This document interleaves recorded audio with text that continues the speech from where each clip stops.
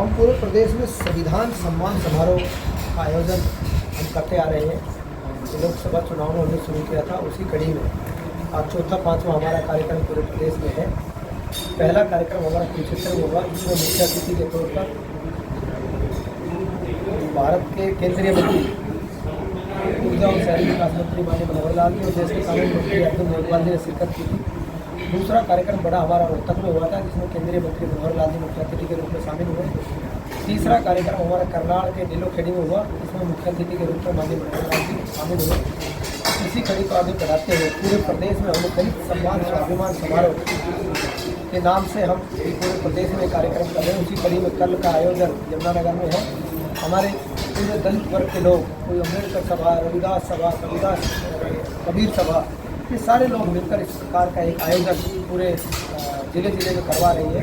हमारा मुख्य उद्देश्य, जिस प्रकार से आप देखिए, चुनावी समय नहीं है, ना लोकसभा के चुनाव है ना विधानसभा के चुनाव। भारतीय जनता पार्टी का हर कार्यकर्ता 24 घंटे लोगों के बीच में रहता है। उसी कड़ी में हम भी पूरे प्रदेश में जिलेवार ये कार्यक्रम कर रहे हैं, संविधान सम्मान समारोह। क्योंकि संविधान का सम्मान अगर किसी ने किया है तो भारतीय जनता पार्टी ने किया है, देश में किसी ने किया है तो देश के यशस्वी प्रधानमंत्री नरेंद्र मोदी जी ने किया है। और प्रदेश में अगर संविधान की रक्षा और सुरक्षा की है किसी ने, अगर संविधान के सम्मान की बात अगर किसी ने की है, तो मैं डंके की चोट पर कह सकता हूँ, हरियाणा प्रदेश के पूर्व मुख्यमंत्री और राजनीतिक संत मनोहर लाल जी ने की। आप देखिए, 1966 में हरियाणा बना। 1966 में हरियाणा बनने के बाद अनेक सरकारें और मुख्यमंत्री आए और चले गए, जिसने दलित हित का कोई काम नहीं किया। मैं डंके की चोट पर कह सकता हूँ, डॉक्टर BR अम्बेडकर जी द्वारा बताए हुए रास्ते पर चलना तो दूर, उसकी तरफ उन लोगों ने देखा भी नहीं। लेकिन आज से 11 साल पहले एक ऐसे राजनीतिक संत और हरियाणा प्रदेश के पूर्व मुख्यमंत्री मनोहर लाल जी ने हरियाणा प्रदेश की बागडोर संभाली, जिसमें आने के बाद उसने आमूलचूल परिवर्तन हरियाणा प्रदेश में किए। अगर मैं देश की बात करूं तो ये लंबी चर्चा हो जाएगी। तो डॉक्टर BR अम्बेडकर जी का उत्पीड़न अगर किसी राजनीतिक दल और किसी पार्टी के नेताओं ने किया, कांग्रेस ने किया। 1952 में जब डॉक्टर BR अम्बेडकर जी लोकसभा का चुनाव लड़ रहे थे, तो कांग्रेस ने षड्यंत्र रच के जवाहरलाल नेहरू जी ने अपना खुद पीए उसके सामने खड़ा करके उनको हरवाने का काम किया। उसके बाद जब पंडारा सीट खाली हुई और वहाँ से उन्होंने उपचुनाव लड़ा, उसके बाद में जवाहरलाल नेहरू ने खुद चुनाव प्रचार में आकर डॉक्टर BR अम्बेडकर जी को हराने का काम किया। ये तो भला हो श्यामा प्रसाद मुखर्जी जी का, जो उनके सहयोग से डॉक्टर BR अम्बेडकर जी राज्यसभा पहुँचे और जिसके बनाए हुए संविधान के अनुसार आज पूरा देश, जिसके अनुसरण करके पूरा देश आज आगे बढ़ रहा है, पूरा प्रदेश आगे बढ़ रहा है। तो मैं बात हरियाणा प्रदेश पे आता हूँ। हरियाणा प्रदेश में 11 साल पहले एक ऐसे राजनीतिक संत ने सत्ता संभाली, जिसने आने के बाद दलित वर्ग के हकों रखों की लड़ाई लड़ी। सबसे पहले तो मैं बात करता हूँ, जब कांग्रेस का कार्यकाल था, तो कांग्रेस के चाहे भूपेंद्र सिंह हुड्डा का कार्यकाल हो, चाहे ओम प्रकाश चौटाला जी का कार्यकाल हो, चाहे बंसीलाल जी का कार्यकाल हो, दलित हित की किसी ने बात नहीं की। सबसे बड़ी बात अगर मैं करूँ तो आप जो हमारे महापुरुष हैं, उनकी जयंती हम मनाते थे, तो मुझे याद है हमारे पूर्वज चंदा मांगते थे, झोली बांधकर 10-10 रुपये इकट्ठा करते थे, तब महापुरुषों की जयंती मनाया जाता था। लेकिन माननीय मनोहर लाल जी के हरियाणा प्रदेश की बागडोर संभालने के बाद पहली कलम से कहा कि किसी महापुरुष की जयंती के लिए चंदा इकट्ठा करने की आवश्यकता नहीं है। चाहे अम्बेडकर जयंती हो, चाहे कबीर जयंती हो, चाहे रविदास जयंती हो, वो सरकारी तौर पर मनाई जाएगी। उन्होंने एक इस प्रकार की लीक डाली कि गाँव का पंचायत भी अगर उसको सरकारी तौर पर मनाएगा तो लोकसभा का सांसद भी उसको सरकारी तौर पर मनाएगा।